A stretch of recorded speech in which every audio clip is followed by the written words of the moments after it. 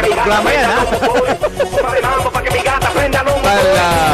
Magsisimula na si Papa Jack. Lalagyan natin ng nagmamahal gasolina. Ano ang dapat alisin? Excise tax o VAT? Magandang pag-usapan yan, ha? Ano dapat ang alisin sa gasolina? Excise tax o VAT? Teka muna. Newsroom, paki-check nga kung magkano ang excise tax bawat litro ng gasolina at magkano ang VAT. Yung alam naman natin yung VAT is 12%, di ba? Yes. 12%. Yung excise tax, magkano per litro ng gasolina? Ang last na pagkaalam ko dyan, nasa 10 piso. Ang per litro. Ang excise tax. Excise tax. Alam ko. Kaya nga, mas gusto nila na tanggalin yung VAT. Kasi habang tumataas yung presyo ng gasolina, tumataas din yung VAT. Tama. Pero yung excise tax, kung 10 piso yan, 10 piso lang yan. Fixed. Oo. Fixed. Magkano? Hinahanap ko pa eh. Nag-load pa ang aking high-tech na tablet. Nag-load pa eh. Hinahanap ko pa. Ang panawagan, tanggalin yung excise tax at saka VAT. Pero nagsalita ang Pangulo, parang ang direksyon ay excise tax. Yun ang tinutumbok nila hanggang ngayon. Oo. Pero batas yan. Kakailanganin ng Kongreso dyan. Tama. Kakailanganin ng Kongreso dyan. So, sino bang sa power? Si Kimbo. Si Congressman Kimbo. Nagpahayag na siya ng kanyang pagsuporta. Yan. Powers. Sa Senate, sino? Senate. Gatchalian yata eh. Senwin. Senwin yata. Gatchalian. Tama ba ako, Ate Celi Ortega Bueno? Lalong-lalo na, may mga panawagan din na magbawas. Ang alam ko, ang Maynila ay magbabawas na ng paggastos sa gasolina. 6 pesos per liter sa diesel. 10 pesos sa gasolina. Gasolina, 10 piso. Nag-load na yung high-tech tablet. Yung diesel, magkano? Diesel, 6 pesos. 6 pesos. Per liter. Tapos, ang pronouncement, ang announcement para sa dagdag na gasolina next week ay, ang alam ko may mga 10 piso. Mga 9-10 pesos. 9-10 sa, pesos. Yung 9-10 pesos halos ay sa diesel ata. Kung nagkakamali, parang ang dahilan, yun ang nangyayaring gera. Tama. Pero, sinabi ho ng Pangulo at sinabi rin ng DOE at itong mga oil companies na ito ay meron silang inventory. Tama. Na maglalas ng mga 15 days. Kalahating buwan na. Kalahating buwan. Ngayon, kung meron kayong inventory, 15 days to 30 days, bakit kayo magdadagdag ng presyo ng gasolina next week? Oo nga naman. May supply pala kayo. May supply kayo. Kami hindi ba? Tayo na naman ng pahihirapan. Hindi ba? Yun ang tanong. Kaya, ang purpose nga ng inventory at saka yung storage ng gasolina dahil sa mga pangyayaring ganire. Tama. Di ba? Para in case of emergency. Yes. Ngayon, kung nasa inyo na yung gasolina na ibebenta nyo sa amin at matagal na sa inyo, sabihin na natin 15 days ago, bakit kayo magdadagdag ng gasolina next week? At saka nakuhanan nyo na ng patong yung inireserva ninyo. Ipapatungan nyo na ng bago. Dahil sa nangyayaring sa Middle East, parang hindi yata fair. Luging-lugi. Tapos ang dahilan ay yung gera sa Middle East. You know, the war started. It will last 4 to 5 weeks. Ayun, hindi. Yun, totoo yung sinabi ni Donald Trump feeling yun. ko may lalabas na usok niya. Parang may gagano. Pero totoo yung sinabi ni Donald Trump, maaari pa daw 4 to 5 weeks pa itatagal nitong gerang kanyang sinimula. At sinabi rin ni Presidente Trump na handa sila. We're ready. Alam mo, ang pwedeng sabihin ng Pilipinas, sana all. Kung handa kayo, sana handa rin kami. Kasi hindi naman lahat ng bansa gano'n nasasabihin. So, ako, baka pwedeng sabihin sa DOE, baka yung mga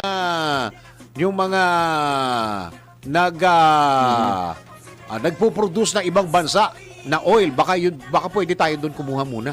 Yung alam natin malayo. Dito sa Southeast Asia, meron yan. Yun naman ang panawagan na ngayon. Simula na maghanap ng ibang pagkukuhanan. Diba? Kasi nga, pagka hindi Teka ka muna, pagka ganyan nagmamahal ang gasolina, baka sumikat yung electric. Ayun na nga. Di ba nga, ang dami pang benefits bukod sa wala kuryente lang yan. Tapos wala coding. Walang coding. Yun na nga yun ang hinahangad ng karamihan, yung hindi sila maka-coding. Tapos may panawagan pa si, di ba? Si Pangulong BBM. Kayong mga nag-iisa sa kotse, magpasakay kayo. Carpooling. Lalo na, carpooling. Lalong-lalo na, iisang way lang naman kayo. Baka pwede natin gawin yun. Pinch in na lang kayo. O Diba, kung sasakyan niyo, base to doon sa Mean of Platts Singapore, yung trading nung Lunes at Martes. Lunes at Martes talaga trading day. Diesel, 12 pesos per liter. Naku. 12 diesel.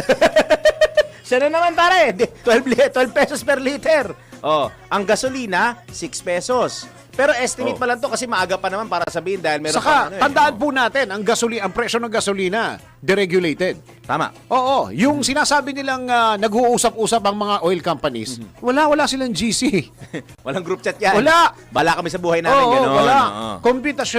Computation namin, hindi namin na niyan. At itong mga to, may sarili-sarili mga franchise owners pa itong mga to. At hindi sila nag-uusap, ha? Exactly. May kanya-kanya silang mundo. Ay, naku, ihanda na natin ang ating mga bulsa. Hi! Magandang araw, Pilipinas! Live na tayo sa DWIC News Nationwide. Live na din tayo sa DWIC News FM Regional Stations and of course sa Radyo Ronda. At sa lahat ng mga ginagawang radyong kanilang mga TV, Aliw Channel 23 at DWIC News TV. Magandang araw, Pilipinas. Ako, ang iyong magiging tagapagbalita. Ako si Dennis. Dennis Antenor Jr. Ronda, Pilipinas.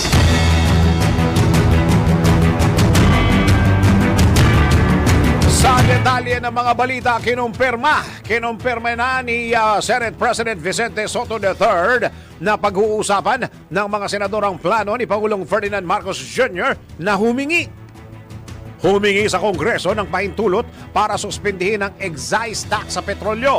Ito'y sakaling tumaas ng husto ang presyo ng langis dahil sa lumalalang tensyon sa Middle East. Suportado naman ni SP Soto ang hakbang basta't makatulong anya ito sa publiko.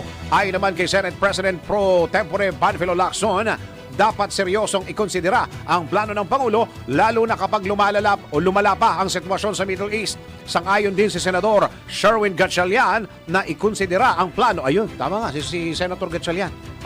Ang plano ni Pangulong Marcos. Gayunpaman, nabahala ang senador, ayan na, sa mawawalang kita ng gobyerno mula sa excise tax na nasa 300 billion pesos kada taon. Ronda, Pilipinas! Pero Mr. Senator, kaya nahihirapan ang mga kababayan nating intindihin na doon sa mawawalang excise tax at mapupunta sa mga proyekto ng gobyerno. Hindi pa nga tapos yung flood control. Hindi pa nga tapos di ba? At from time to time, may nagsusulputan pa na mga farm to market, classroom, those students, those employees. Ghost building. Di ba? Ghost na hospital pa, di ba? May ghost hospital. Pero wala naman kayong legit na ghostbuster. Eto, 300 billion ang mawawala. Pag nawala yung excise tax. 1 trillion nga yung ano eh. Tawag nila dyan, red alert. Kaya nga kaya tuloy nahihirapan yung mga kababayan natin. Saan nyo ba gagamitin yung 300 billion? Ay, gagawa kami ng mga proyekto ng gobyerno. Akala ko, bibili kami ng maleta. Tuloy ang mga balita. Ronda, Pilipinas! Bukas din ang Kamara na makipag-ugnayan sa Senado para pag-aralan at kung kinakailangan amyendahan ng batas upang bigyan si Pangulong Ferdinand Marcos Jr. ng sapat na kapangyarihan na maibaba ang excise tax sa mga panahong may matinding pagtaas ng presyo ng langis. Kasunod dito ng lumalalang tensyon sa Middle East kung saan nakikiisa ang Kamara sa layunin ni Pangulong Marcos na protektahan ang mga mamamayan laban sa epekto ng pagtaas ng presyo ng langis sa pandaigdigang merkado. Ayon kay House Speaker Faustino D. III, kung lalampas pa ng $80 ang presyo sa kada bariles ng Dubai crude, posible itong maramdaman ng ating mga kababayan. Pakicheck mo nga, ang alam ko kahapon $72 per barrel kahapon 72 o 73. Partikular na tinukoy ni Speaker D ang pasahe, presyo ng pagkain at iba pang pangunahing bilihin. Anya, kaisa ang Kamara sa panawagan na ang lahat ng tanggapan ng pamahalaan ay magsagawa ng mga konkretong hakbang upang makatipid sa paggamit ng kuryente. Si Dennis Antenor Jr. Ronda Pilipinas. Pagkakaalam ko siya kahapon, nasa 72-73 per barrel eh. Sa nakikita ko dito, 75. Ay, laki na. 75 na, ha? Naku, Mhm. wala And it's continuing to rise. Alam mo naman, pagka gasolina, lahat apektado dyan. Tama. Di ba? Pati yung magsasaka, apektado yan. Oh, magamit eh. Kasi gumagamit ng traktora yan, di ba? Tapos yung kanilang transportation, yung mula doon sa probinsya, dadalhin dito sa Maynila. Gasolina rin yan. Speaking of probinsya, may nag-message sa akin. Yung nakikinig dito, si JB Valdez sa Oh. Nueva Ecija. Oh. Dati nga JB. daw, 48 pesos lang daw. Dahil doon sa mga nangyayaring mga tax na yan, nasa 54, 55 pesos na daw ngayon per liter. Ah, ganun. Saan? Sa kanila? Mukha sa Nueva Ecija to. Kasi ganun daw ang presyuhan from 48 to 54. Ba't yung tinaas? Inventory yan. Ba't kayo nagtaas? Di ba? Diesel ang tinutukoy niya, diesel. Ba't kayo nagtaas? Inventory, nabili nyo na yan eh. Oh. Di ba? Tinaksan nyo na yan noong nakaraan eh. Kawawa naman si Juan, no? Taga po tayo ng isang report. Kaya lang ho, pwede natin gawin. Tumanggap na lang ng tumanggap. Kahandaan ng bansa at mga ahensya ng gobyerno sa pinangangambahang krisis sa enerhiya ay pinabubusisi sa Senado. Alamin natin ang report ni Patrol 19. 19, tama? Tama, no? Celi Ortega. Bueno, Ate Celi. Ipinabubusisi ni Senator Amy Marcos sa Senado kung sapat ang reserbang petrolyo sa bansa at kung may nakahandang aksyon ng gobyerno sa pinangangambahan na energy shock o bigla ang kakapusan ng supply at bigla ang pagtaas ng presyo nito. Nakakabahalaan kay Senator Marcos dahil hindi aabot sa isang buwan ang reserba ngayon na LPG at kulang sa 2 buwan ang imbak na gasolina. Kaya dapat anya na may malinaw at konkretong emergency plan lalo't walang katiyakan kung hanggang kailan ang giyera sa gitnang silangan. Rekomendasyon anya ng International Energy Agency na mag-imbak ang bawat bansa ng petrolyo na pang-70 araw pero sinabi ng Pangulo na pang-50 hanggang 60 araw ang stockpile ng petrolyo sa bansa. Sa inihahing Resolution number 333 ni Senator Marcos, nakasaad na kailangan busisiin ng Senado ang reserbang enerhiya sa bansa. Gayun din ang inihahandang mga hakbang ng bawat ahensya ng gobyerno kapag kinapos ito.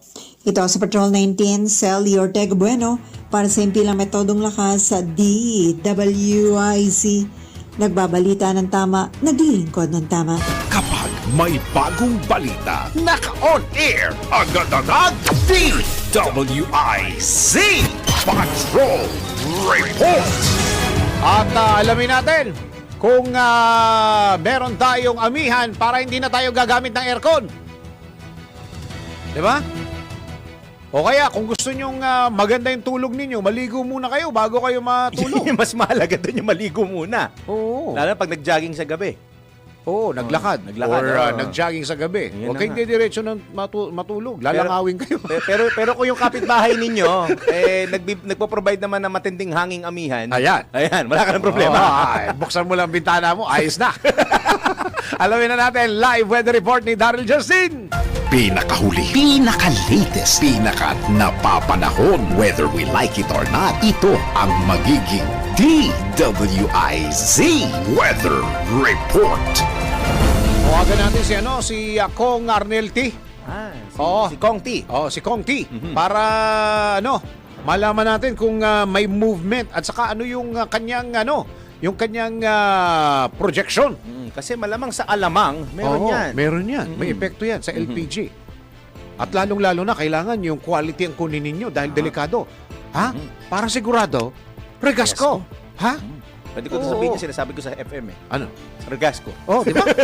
Para makasigurado kayo, quality. Naman. Lalo na pag hindi quality yan, na-disgrasya, sino malalagay sa alanganin? Kayo at saka yung pamilya ninyo. Hindi quality. Oo. Kasunod yan, tragedy. Oo. Para ito'y kinilala ng Department of Energy. Yun. Ha? Sabi nga ng Department of Energy, Ayan, para ayan. sigurado, Regasco. Oh, yeah. Tawagan natin si Kongki. Tenti. Si Congressman Arnel T. Ayan. Hoy, nag-birthday niya last week. Kaya nga, inintay ko pa yung cake. Mula sa Kongkis. Okay, tayo muna mag-weather. Go! Good morning po sa inyong lahat sa lagay ng ating panahon sa mga taga-Abas, sa mga taga-Batanes at Babuyan Island. Kung may aircon kayo dyan, huwag nyo munang gamitin dahil umiral pa rin ang northeast monsoon o amihan sa inyong lugar na magdadala ng fair skies, cloudy o partly cloudy skies na may mga pag-ambon lamang na hindi naman din ho katagalan, pero easterlies po ang nakakaapekto sa malaking bahagi ng bansa. Pero partikular sa Surigao del Norte, Surigao del Sur at Dinagat Islands, asahan po ang maulap na papawirin na may kalat-kalat na pagulan at mga katamtamang pagkulog at pagkidlat. Dulot po ng easterlies, pero sa Metro Manila at nalalabing bahagi ng bansa, fair and good weather conditions pa rin po tayo na may tsansa lamang, napakababang tsansa ng mga kalat-kalat na pag-ulan at may hinang mga pagkulog at pagkidlat na nangyayari lalo na po tuwing late afternoon o early evening. Sa susunod pong 3 araw, asahan natin sa Metro Manila ang magkahalong init at ulan para po sa araw ng Thursday, pero magiging maaliwalas naman po ang lagay ng ating panahon sa Friday and Saturday. 25 hanggang 33 degrees Celsius ang agwat ng temperatura, habang sa Metro Cebu naman, gugulat ako dito. Ano nangyayari? Sa Metro Cebu, maganda ang panahon at hindi kayo mangangati dyan sa Metro Cebu, ha? Maaliwalas ang panahon dyan ng Friday, Saturday, pero medyo magiging maulap lamang po at mababa pa rin naman ang tsansa na pag-ulan bukas. 24 hanggang 32 degrees ang temperatura. Sa Metro Davao, halong init at ulan ang asahan po for tomorrow, pero sa Biyernes at Sabado, mainit ang panahon. Baka mangati kayo, maligo kayo, ha? Ay. Alam niyo ba kung anong gamot sa kate? Anong gamot sa kate? Kamutin. Hindi kamutin. Lalo Diba? na pag magandang kamutin yan pag naka-coat ka. Ayan. Kulay blue. Tapos hindi mo maabot-abot. Hindi mo maabot kasi nasa likod, tapos naka-long sleeves ka. Ano ba yan? Metro Davao, maaliwalas po ang inyong Friday at Saturday sa 25 hanggang 33 degrees na agwat po ng temperatura. For now, wala pa rin naman tayong inaasahang bagyo o LPA na mabubuo sa loob at labas ng Philippine Area of Responsibility over the next 2 to 3 days. Sunrise, sunset natin, tumalak pa rin po ang ating manok.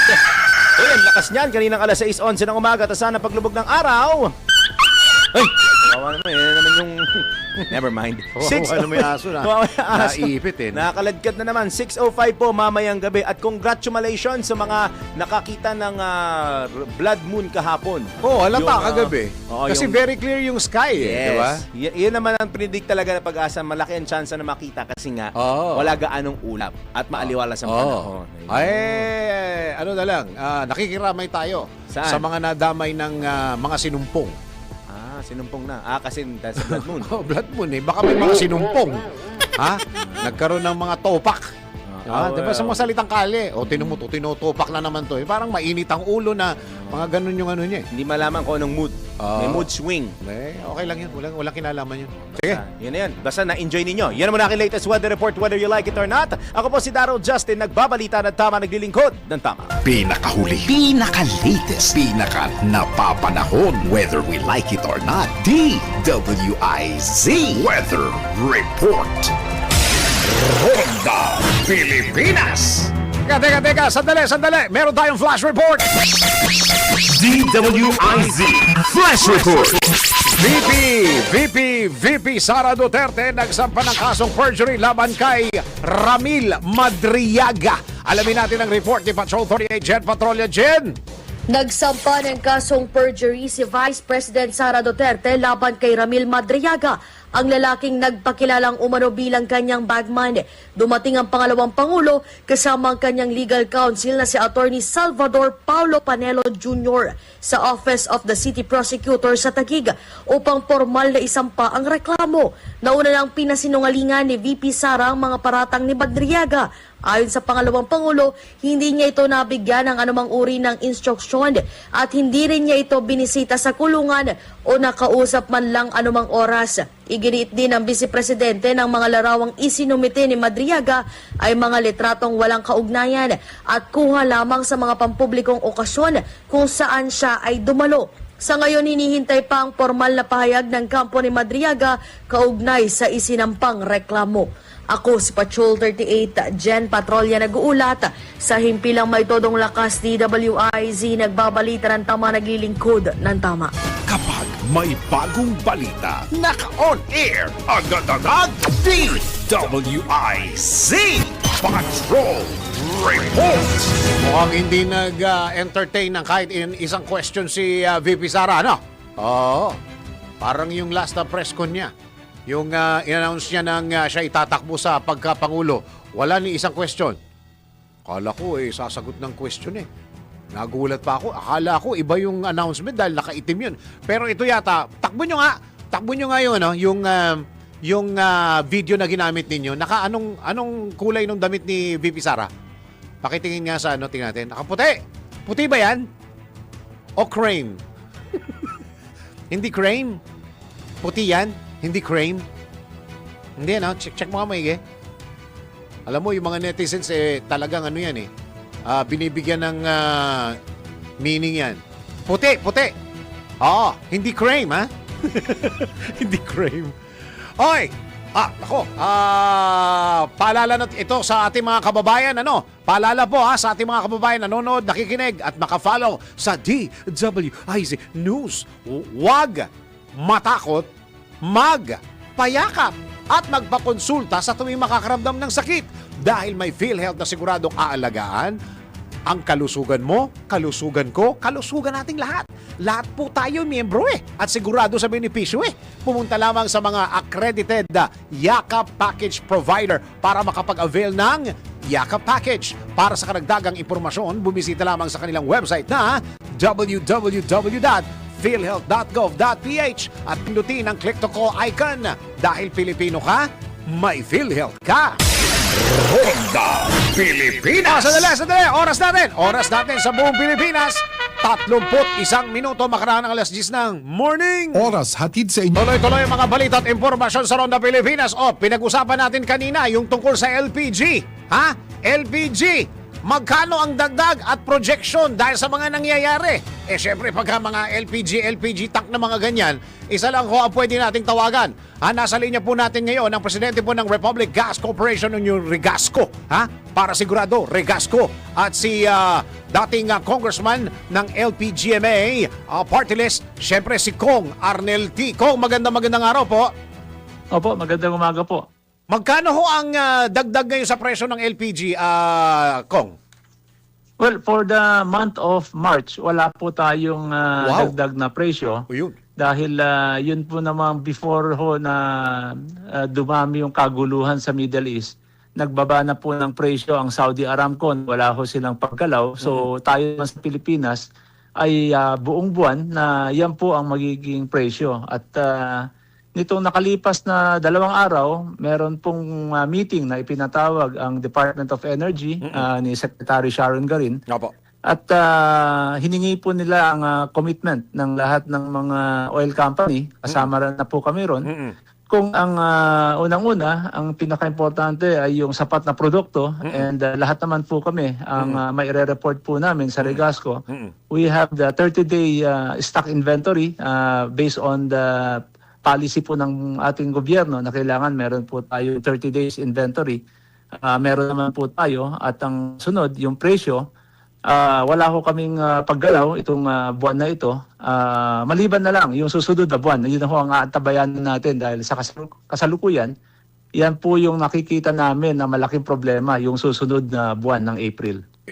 Pero pwede ho natin i-announce, Kong, na buong Marso, tama yung sinasabi nyo, wala kayong paggalaw ng presyo. Ibig sabihin, kahit kaunti ng increase, wala sa LPG. Opo, wala po. Ang tinatawag po natin suggested retail price ay yan po ang mananatili for the whole month of March. Base po sa batas at base po sa direktiba ng Department of Energy. Pagka ho tumigil ho yung gera at bumalik ho sa dati, yung dating sitwasyon at nagkaroon ho ng pagka-normal ulit ang pagka-supply ng sa LPG, baka ho magtuloy-tuloy hanggang next month wala na hong paggalaw ng presyo. Increase, Kong? Opo, yun po sana ang amin din pong yun din po sana ang aming panalangin na mas maagang ma-resolve yung problema po sa Middle East.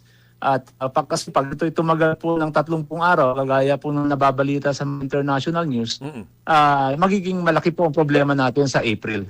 Iyon. So, sinabi niyo po ito sa DOE. Ano sabi ng DOE? Well, yun din naman po ang kanilang pakiusap dahil sabi nila kung talagang merong mangyayaring pagtaas, lalo na sa gasolina dahil wala naman po kaming gasolina, Oo. kundi LPG lang kami. Oo. Sa gasolina, pakiusap nila ay gawing staggered, hindi ho yung biglaan kasi ang gasolina lingguhan, pwede po Oo. sila magtaas. Oo. Kaya po yun naman. Sa LPG naman, nai-reiterate at nai-commit po namin sa kanya na itong Marso, wala na pong magyayaring paggalaw. April na po ang kasunod. Uy, tingnan mo nga yan. Teka muna, Kong, merong mga taxi at saka mga sasakyan na LPG ginagamit, tama? Tama po. So, ibig sabihin, itong taxi na ito o kung ano man yung pampasero, hindi ho sila dapat sumali sa fare increase na kagustuhan. Ibig sabihin. Opo, pero sa kasalukuyan, base din po doon sa aming monitoring, halos near to 0% na po ang taxi na tumatakbo sa LPG. Dahil malaki po kasi ang naging problema ng mga taxi na may LPG dati. Nag-convert na ulit sila sa gasolina. Kaya po yun po ay sa kasalukuyan, kung meron man pong tumatakbo sa LPG, ay wala akong paggalaw na mangyayari ngayong Marso. Yun. Okay. So, last question. Ako'y natutuwa sa magandang balita, Sir Arnel. Kung paano ba ito? Are you speaking in behalf of the industry of LPG? Well, I'm speaking in behalf of Regasco. Regasco. Pero Okay, good. pagbabasehan po natin ang batas at ang direktiba ng Department of Energy in terms of pricing. Yan po ay nasa policy po ng Department of Energy at saka nasa batas po na isang beses lamang sa isang buwan pwedeng maggalaw ng presyo sa LPG. Lumipas na po yung araw na yon, which is March 1. Wala na pong paggalaw doon dahil hindi naman ho gumalaw ang presyo ng Saudi Aramco noong panahon ng March 1. Opo. Yung ngayon na gumalaw, ibang usapan yon. Yan po para sa April na po yon. Para sa April na. Okay. Kong Arnel T, maraming salamat sa binigay mong magandang balita para sa lahat ng mga misis na nakikinig, nanonood, nakafollow sa DWIC Kong. Maraming salamat po. Opo, maraming salamat din po. Presidente po ng Republic Gas Corporation, Regasco. Para sigurado, walang dagdag presyo ang Regasco. Ako na nagsasabi sa inyo na ang Regasco po ay hindi magdadagdag ng presyo sa buong buwan ng Marso. Presidente po yung kausap ko. Bigatin ako Ganyan ang mga kaibigan ko, mga presidente ng mga kumpanya. Engineer, nararamdaman mo ba? De, joke lang. Mabait naman talaga yan si Kong T. At laging sumasagot sa mga tawag. Maraming salamat, Presidente po ng Republic Gas Corporation, Regasco. Former representative, dating congressman po ng LPGMA. Party list si Mr. at Kong Arnel T. Ronda Pilipinas! Yun, mga misis! Mga gilaw ng tanda at tahanan. Walang increase sa buong Marso ang Regasco. Tatandaan nyo yan, Regasco. Tignan mo naman, napakabait ng Regasco. Sila mismo nagsabi at sila mismo nag-a-assure sa atin na walang increase. Wag nyo nang dagdagan yung budget ninyo. Wag nyo na, bumili kayo ng sa ice cream para masarap ang pagkatapos ng lunch ninyo ngayong Sabado. Magsasama-sama kayo mga pamilya. Napakagandang balita yan para sa mga kababayan natin, at sa lahat ng mga nagluluto. Dito yan galing, sa Ronda Pilipinas. Baka nakakalimutan ninyo. Tatandaan ninyo, para sigurado walang dagdag presyo ang Regasco. Okay, tanggap ko tayo ng report. Ayos. Expired o inactive fuel subsidy cards ng mga PUV operator, pinapaasikaso na. Naku, wala naman po tayo. Alamin natin ang report ni Patrol 38. Nagbabalik, Jen Patrolya. Jen! Pinapaasikaso na ng Land Transportation Franchising and Regulatory Board sa mga PUV operator na kwalipikadong benepisyaryo ang kanilang nawawala o expired o inactive na fuel subsidy cards. Ito'y dahil sa posibleng pagpapatupad ng fuel subsidy program, bunsod ng inaasahang pagtaas ng presyo ng langis sa pandaigdigang merkado. Ayon sa LTFRB, inatasan ng mga operator na agad makipag-ugnayan sa Land Bank of the Philippines para sa validation o pagpapalit ng kanilang mga card Dapat nila itong asikasuhin sa pinakamadaling panahon upang maiwasan ang anumang aberya sakaling opisyal nang maipatupad ang subsidy program. Giit ng LTFRB, patuloy ang kanilang pagtitiwala na maisa sa katuparan ang mga hakbang na makatutulong sa sektor ng pampublikong transportasyon, alinsunod sa direktiba ni Pangulong Ferdinand Bongbong Marcos Jr. Ako si Patrol 38, Jen Patrolya nag-uulat. Sa himpilang may todong lakas, TWIZ nagbabalita ng tama, naglilingkod ng tama. Ronda Pilipinas. Kaya na naman yung subsidy card. Kaninong mapupunta? Sa driver o sa operator? yan na naman yung tanong dyan. Hoy, dun sa mga expired ha, sa mga jeepney driver ha. Kalando, yung bang inyo mga miyembro ninyo sa LTOP? Ha? Sa LTOP? Ha? Okay ba yung mga card ninyo? Yung mga subsidy card ninyo? Ha? Mahirap yan pagka expired ha. Sige, tanggap tayo ng isa pang report. Pagbaba o pagbababa o pagpapababa, siguro ito. Tama, pagpapababa. Sa 12% ng VAT sa langis, mas isinusulong ni Senador Marcos kesa sa pagsuspende sa excise tax. Alamin natin ang report ni Patrol 19, Sally Ortega Bueno. Ate Sally? Sa halip na pagsuspinde sa excise tax, mas isinusulong ni Senator Amy Marcos ang pagbawas o pagbababa sa value-added tax o VAT sa langisa. Ayon kay Senator Marcos, noong pang 2022, isinusulong na niya ang panukalang batas na naglalayong maibaba ang 12% VAT sa produktong petrolyo na binibenta sa marginal consumers. Ang VAT collection niya hindi kasing laki ng nakukolekta o kinikita sa excise tax at maaaring mabawi sa ibang income ng pamahalaan. Question pa ng Senadora, alamin lahat ng alternatibong pagkukunan natin ng langisa. Gayun din gamitin ang pagiging chairman natin ng Association of Southeast Asian Nations o ASEAN kung saan ang miyembro ang ilang oil-producing countries tulad ng Brunei. Maaari din anyang pumasok ang bansa sa mas stable at long-term contract sa IPEC at iba pang regional membership. Mungkahi pa ni Senator Marcos magbigay ng direktang tulong ang gobyerno sa mga maapektuhang sektor tulad ng mga tsuper, magsasaka, mangisda at maliliit na negosyante sa halip na malawakang subsidy o price control kung saan maging mayayaman at malalaking kumpanya ay makikinabang. Sabayan na rin anya na aktual na pagtitipid ng enerhiya gaya ng daylight saving hours, temporary speed limit at mga public awareness campaign ukol sa pagtitipid ng petrolyo. Ito sa Patrol 19, Sally Ortega Bueno para sa himpilang metodong lakas sa DWIZ. Nagbabalita ng tama, naglilingkod ng tama. Kapag may bagong balita, naka-on air, agad-agad, DWIZ Patrol Report. Ito ba, isang dagdag impormasyon, hindi lang pang LPG ang Regasco ha, dahil sila rin ay kaisa ng gobyerno laban sa mga illegal na aktibidad sa LPG industry, tulad na lang ng illegal refilling at underfilling na walang idinudulot kundi pandaraya at kapahamakan sa consumers. Dinadaya tayo Aktibo silang sumusuporta sa mga kampanya para sa kaligtasan, tamang timbang at patas na kalakalan dahil naniniwala silang dapat protektado ang bawat pamilyang Pilipino. Kaya iba talaga Iba talaga ang Regasco Tatandaan ninyo, para sigurado, Regasco. Para siguradong iwas sunog, narito ang ilang siguradong tips sa pagbili ng LPG. I-check ang product certification. Siguraduhin na ang LPG tank at accessories ay may Philippine Standard PS Mark. Sigurado safe ka. Kung alam mo ito, isang Fire Prevention Month reminder hatid ng DWIZ News at ng Regasco. Regasco, kinilala ng Department of Energy na sumusunod sa pamantayan ng ligtas na LPG para sa Pilipino. Ayon sa LPG Industry Regulation Act, Republic Act No. 11592. Para sigurado, Regasco. Ronda Pilipinas! Oy, oras po natin sa buong Pilipinas.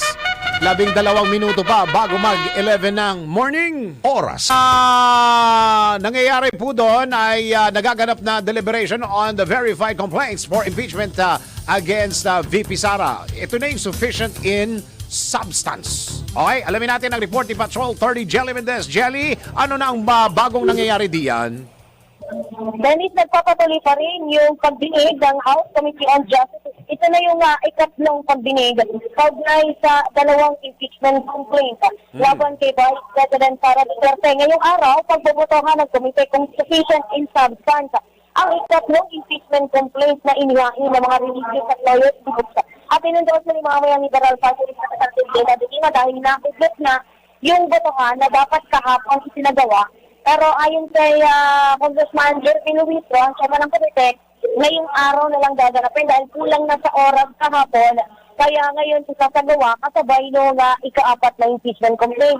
Titindangin ng komite kung authentic at sapat ba yung mga inilatag na recycle of facts kahapon na nakabase sa annexes, mga dokumento, resibo at yung pa ang testimonya. Ayon kay Justice Committee Chairperson Jervin Luistro, ngayong araw din tutukuyin at himayin ang determinasyon ng sufficiency in substance. Dito inalatag yung ika-4 na impeachment complaint at inalatag sa mga complaint ng mismong nag-endorso na sina House Deputy Speaker Paulo Ortega de Quis at Manila Representative Bienvenido Benny Abante Jr. Kaugnay yun sa isinampang reklamo ng private citizen na si Atty. Nathaniel Cabrera. Alamin ng komite kung sapat ba yung mga alegasyon ng complainant para magpatuloy sa pagdinig. Una na sinabi ni Luistro na ang ginagawang hakbang ng komite ay nakabatay sa tapang proseso ng House rules at patakarang pinahihiral ng Korte Suprema. Kaya nung nakarang pagdinig, unahin muna ang pagtukol sa determinasyon ng sufficiency in substance sa impeachment complaints. Bago isagawa, yung magkahiwalay na botohan sa dalawang reklamo. Mamaya magbabalik ako kaugnay pa rin sa nagpapatuloy na pagdinig sa impeachment complaint laban kay Vice President Sara Duterte. Ito si Patrol 30, Jelly Mendez sa Buulak para sa Impinong May Tawang Lakas sa DWIZ. Nagbabalikan ng tama, naglilingkod ng tama. Kapag may bagong balita, naka-on air agad-agad DWIZ Patrol Report. Samantala para sa ating balitang sports, mga Pinoy nagniningning sa Cagabalete leg ng Philippine Kiteboarding Tour. Alamin natin sports news mula kay Kim Gomez. Sa mundo ng palakasan, ang latest malalaman sa DWIZ Sports News. Kahit pabago-bago ang hangin at alon, nagtagumpay sina Cyril Dacudaw at Doke de los Santos sa ikalawang leg ng Philippine Kiteboarding Tour Season 11 na ginanap sa Cagbalete Island, Mauban, Quezon Province. Nasungkit ni Dacudaw ang kampyonato sa women's foil racing matapos talunin si Trina Trey ng Estonia. Ngunit nakabawi si Trey sa twin tip racing at tinalo si Dacudaw sa nasabing kategorya. Nakuha naman ni Maria Lynn Montales ang ikatlong pwesto. Sa freestyle division, muling naghari sina Thailand's na Prichit Pudla at Trina Treya. Pumangalawa si Ray Sastre at pumangatlo ang SEA Games bronze medalist na si Warner Hanoya sa men's division. Sa women's side, kabilang sa nagwagi sina Madeline Portrats ng Germany at Dacudaw. Sa Masters Twin Tip Racing, nagpakitang gilas sa veteranong si De Los Santos at tinalo sina Derek Sakapano at Tumskri Vonagov ng Estonia. Sa men's foil racing, nagkampiyon si Joseph Weston ng Thailand. Pumangalawa si Hanoya at pumangatlo si Stefan Vance ng Northern Ireland. Muling nagwagi si Pudla sa men's twin tip racing matapos talunin sina Vance at Hanoya. Samantala, nakuha ni Philippine Kiteboarding Association President J. Ortiz ang titulo sa Grand Masters Racing. Ang huling leg ng torneo ay gaganapin sa Boracay mula Marso 13 hanggang 15. Para sa Sports News, Kim Gomez, nagbabalita ng tama, naglilingkod ng tama. Arena Plus Sportsbook. Arena Plus. Gambling is for 21 years old and above only. Gambling can be addictive. Know when to stop. Ronda Pilipinas. Ito na ang latest, bagong-bago, fresh na fresh. DWIZ Showbiz News. Alden Richards kinilala bilang isa sa top taxpayers ng bansa noong nakaraang taon. Tax na naman. Saan kaya pupunta yan? Alamin natin ang Showbiz Balita mula kay Anton. Para sa aking balitang showbiz, pinarangalan si Alden Richards bilang isa sa mga most valuable taxpayer ng 2025 sa ginanap na tax campaign kick-off event ng Bureau of Internal Revenue sa Jose Rizal Coliseum. Ang pagkilalang ito ay ginagawad sa mga individual na naging huwaran sa maayos, tama at tapat na pagbabayad ng buwis. Layunin ng parangal na ito na hikayatin ang publiko at mga kilalang personalidad na maging responsable at makiisa sa pagpapalakas ng ekonomiya sa pamamagitan ng wastong pagtupad sa tungkulin bilang mamamayan. Ayon kay Alden, ang pagbabayad ng tamang buwis ay hindi lamang legal na obligasyon, kundi isang mahalagang ambag sa nation building at pag-unlad ng bansa. At iyan aking balitang showbiz para sa may todong lakas, DWIZ. Ako si Anton, nagbabalita ng tama, naglilingkod ng tama. Ronda Pilipinas. At bago tayo magpaalam, tayo muna magpatabang quote of the day. Hindi ka magiging masaya kung ang batayan mo ng kaligayahan ay ang buhay ng iba. Paano pag mataas ang gasolina? At yan ang kabuuan ng mga balita at impormasyon sa Ronda Pilipinas. Ang tabayanan ng susunod na programang Yes, Yes, Yo Topacio with Attorney Ferdy Topacio and Miss Juvie de Guzman. Maraming salamat Pilipinas. Ako ang iyong naging tagapagbalita. Ako si Dennis Antenor Jr. Nagbabalita ng tama, naglilingkod ng tama.